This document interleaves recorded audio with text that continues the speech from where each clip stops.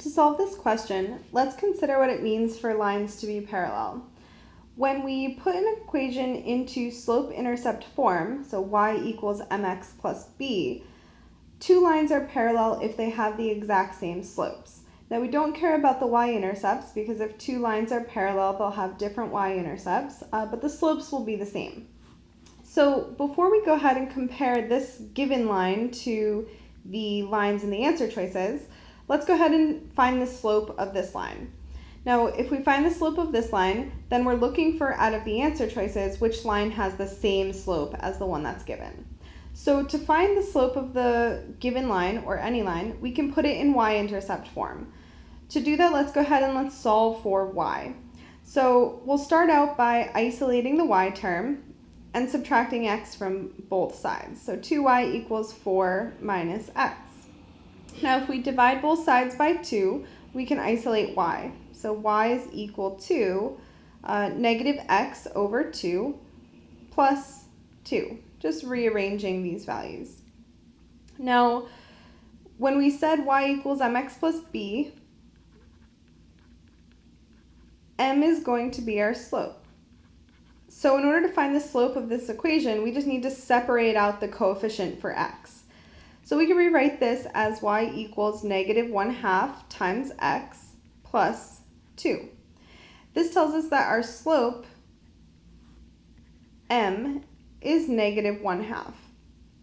So once we have our slope for our given line, we can actually start checking our answer choices and see which slope's going to line up with the slope that we're given, the slope of the line that we're given. So I'm just going to jot down our slope of this line over here so we can clear our board for some more room. And let's go ahead and clear our, oops, wrong tool. Let's go ahead and clear our board. There we go.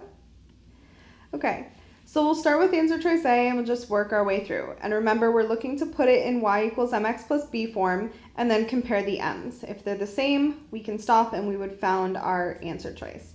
So let's start with answer choice A.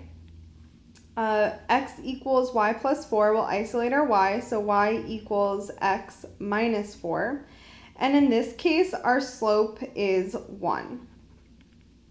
And that's not equal to our negative 1/2 that we're looking for, so we can actually rule out answer choice A.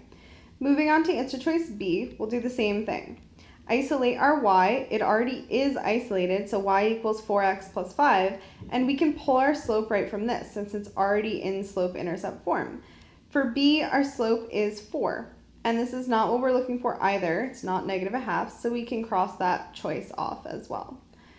So moving on to answer choice C, let's isolate our y. We just have to divide by 4. So separating out our coefficient, we'll have a 1/4 times x minus 1/2 if we simplify 2 divided by 4. This means that our slope is 1/4. And that's not the slope that we're looking for either. So we can rule out that answer choice. Moving on to choice D. Dividing both sides by 2 to isolate our y, we end up with negative 1/2 x plus 1/2.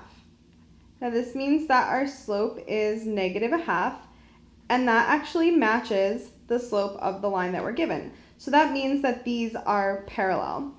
So if the slopes are equal to each other, the lines are parallel, and we can choose that as our answer choice. And there's no need to check answer choice E since there will only be one answer for this question. So answer choice D is the correct answer.